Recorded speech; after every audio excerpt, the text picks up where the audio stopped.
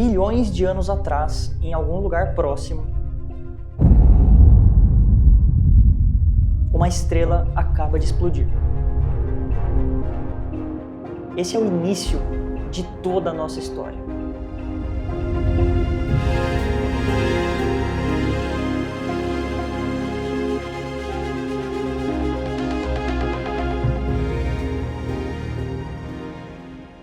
Essa explosão acaba de dar origem a uma nuvem molecular de aproximadamente 65 anos-luz. Isso mesmo, na velocidade mais alta que o universo permite, você demoraria 65 anos para ir do começo até o fim dela.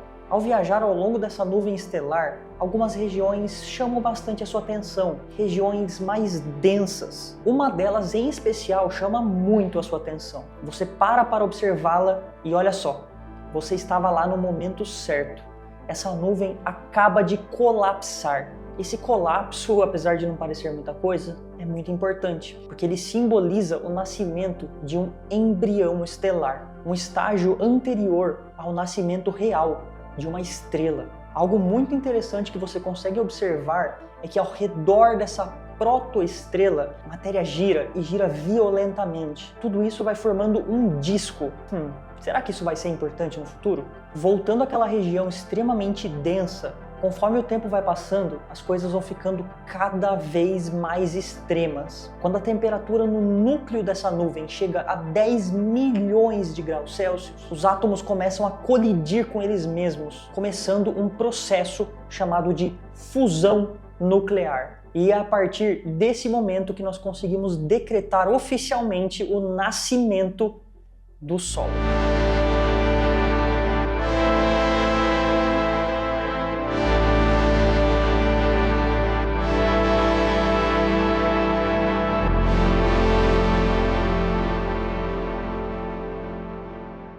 Após milhões de anos, aquele disco dá origem aos nossos planetas. As regiões mais próximas e mais quentes dão origem aos planetas rochosos, como Mercúrio, Vênus, a Terra e Marte, enquanto as regiões mais distantes e mais frias dão origem aos planetas gasosos, como Júpiter e Saturno. Finalmente, após centenas de milhões de anos, o sistema solar se estabiliza.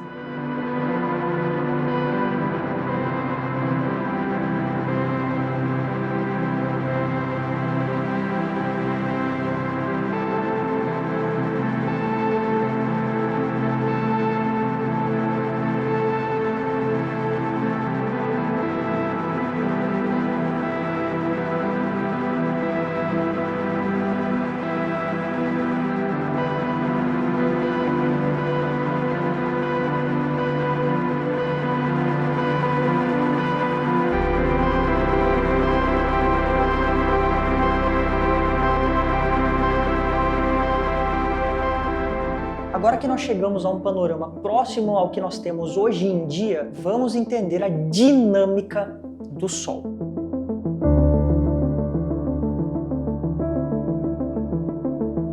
Lembra da infância do Sol, quando a nuvem começou a se juntar e colapsou nela mesma por conta da gravidade? Então, apesar daquela época já ter passado faz muito tempo, a gravidade ainda exerce um papel muito importante para o Sol.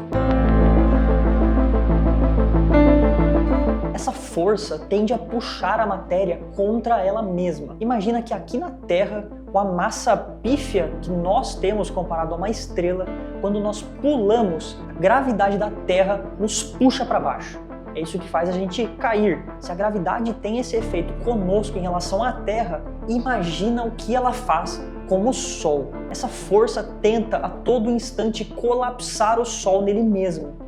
Mas ele não colapsa. Por que será? Você já sabe que no núcleo do Sol, com temperaturas que hoje em dia chegam a aproximadamente 15 milhões de graus Celsius, os átomos ficam muito juntos, sendo esmagados e colidindo uns com os outros em um processo chamado de fusão nuclear. Vamos entender então um pouquinho melhor como que funciona de fato esse processo. Basicamente, dois átomos colidem uns com os outros, se juntando, formando um átomo mais pesado, como por exemplo o hélio. Um dos subprodutos dela é uma alta liberação de energia. É justamente por conta dessa energia liberada em forma de luz que o Sol brilha. Eu estou falando de uma forma isolada sobre uma única reação. Porém, a quantidade de reações desse tipo acontecendo no núcleo do Sol agora é algo simplesmente inimaginável. 10 elevado a 38 reações a cada segundo. Imagina a quantidade absurda de energia sendo gerada lá nesse núcleo. E essa energia sempre tentando sair do núcleo do Sol. Esse processo, então, da energia tentando sair, gera uma pressão, que nós chamamos de pressão de radiação, que sempre aponta para fora, justamente porque essa luz está tentando sair do Sol. E é exatamente por isso que o Sol não colapsa nele mesmo. A força da gravidade vai apontar para o núcleo, enquanto essa pressão de radiação vai apontar para fora. Uma cancela a outra e o Sol fica, então, em equilíbrio hidrostático. Então, toda vez que você olhar para o Sol, não diretamente para você não ficar cego, pense que você está observando diretamente trilhões em trilhões em trilhões em trilhões de reações no núcleo de uma estrela que surgiu a partir da explosão de outra estrela.